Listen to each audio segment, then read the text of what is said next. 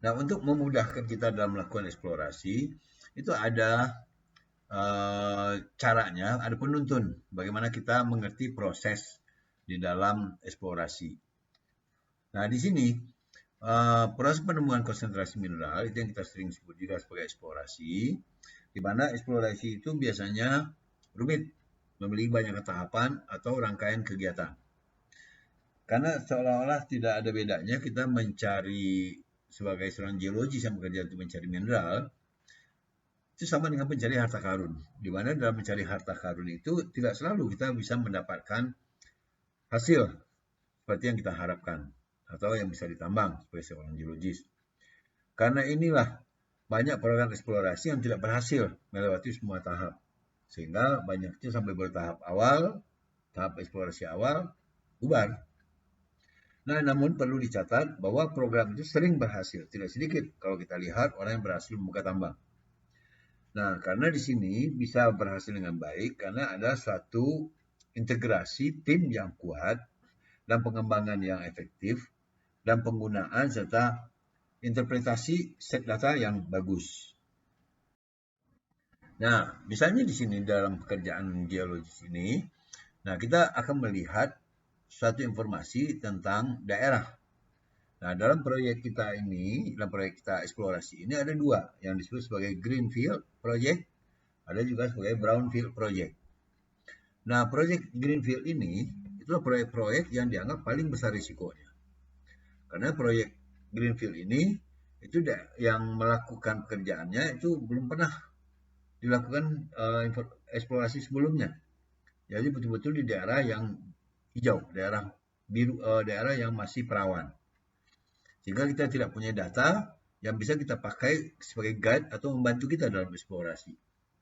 Nah, tapi kalau dalam brownfield, nah biasanya banyak uh, inilah daerah-daerah yang dicari orang karena biasanya itulah banyak eksplorasi atau data-data yang bisa dipakai untuk mendukung dalam interpretasi atau menilai suatu daerah karena datanya pernah dikerjakan atau dekat lokasi tambang orang lain sehingga bisa diperkirakan mempunyai potensi yang lebih baik untuk bisa dioperasikan.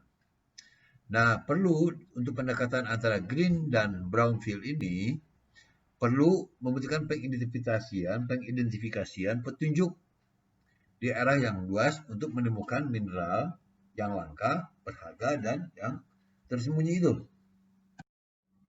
Nah, di sini ada kita yang katakan sebagai prospeksi awal atau eksplorasi awal, yaitu pencarian pencari mineral atau prospektor.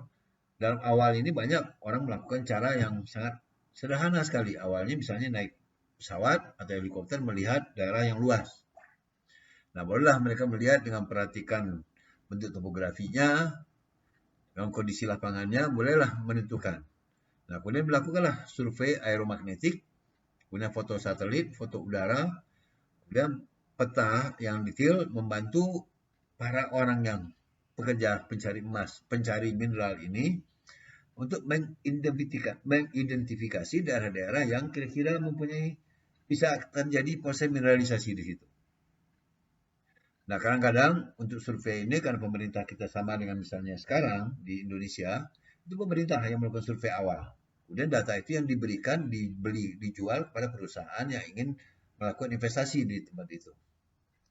Nah, proyek-proyek yang kita lakukan ini atau eksplorasi yang dilakukan bisa berlokasi di tanah publik atau tanah swasta atau tanah pemerintah dan kesemuanya diatur atau aturannya untuk masuk di situ diatur oleh pemerintah dengan berbagai tingkatannya. Nah, biasanya sebelum memulai pekerjaan lapangan, penting dilakukan permohonan izin yang diperlukan ke lembaga pemerintahan yang sesuai dengan aturan pemerintah. Jadi kalau setelah kita dapat misalnya kita telah mempunyai izin dapat kuasa pertambangan, nah sebelum kita melakukan eksplorasi ke lapangan ya kita harus melakukan izin lagi. Tidak bisa dengan surat kepemilikan itu kita langsung merasa telah didapat izin untuk melakukan kegiatan eksplorasi. Nah, pada tahapan awal eksplorasi, para prospektor mencari mineral dan petunjuk lain yang mungkin di mana endapan-endapan itu yang ditemukan. Jadi kita bisa membeli dari data-data pemerintah yang sudah ada sebelumnya. Atau bisa juga para pencari mineral ini bekerja sama dengan ilmuwan. Nah, misalnya termasuk juga ahli yang kita sebut sebagai geologi atau geoscience yang mengerti tentang sejarah bumi. Nah, dari sejarah-sejarah itulah dia mengungkapkan kemungkinan-kemungkinan untuk eksplorasi di situ.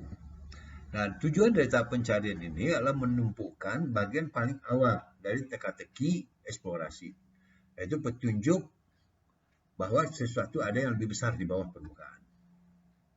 Nah, dari itu kita alasannya adalah singkapan yang dicari.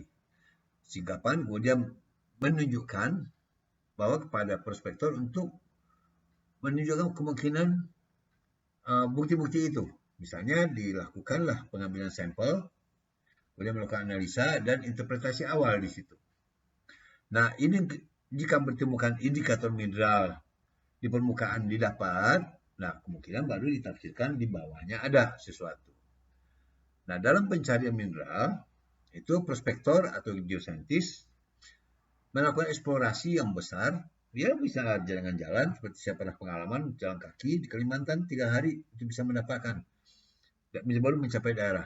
Setelah itu barulah kita melakukan pemetaan dan melakukan identifikasi. Memetakan lokasi yang dikunjungin. Mengambil sampel, macam-macam. Harus sampelnya lengkap biar tidak berulang-ulang kita ke lapangan. Misalnya dari sampel air, tanah, dan kadang-kadang juga vegetasi yang kita pakai untuk membantu. Nah, setelah itu kita kumpulkan data, kemudian analisa informasinya. Nah, kemudian baru memikirkan perkembangan selanjutnya untuk melalui telah membuka akses kita ke deposit yang kita cari. Nah, dapat kita lakukan survei-survei selanjutnya melalui darat, dan udara. Ataupun infrastruktur, pasar komoditas banyak lagi yang potensi yang kita pakai untuk tool dalam mencari atau pengembangan mineral di satu daerah.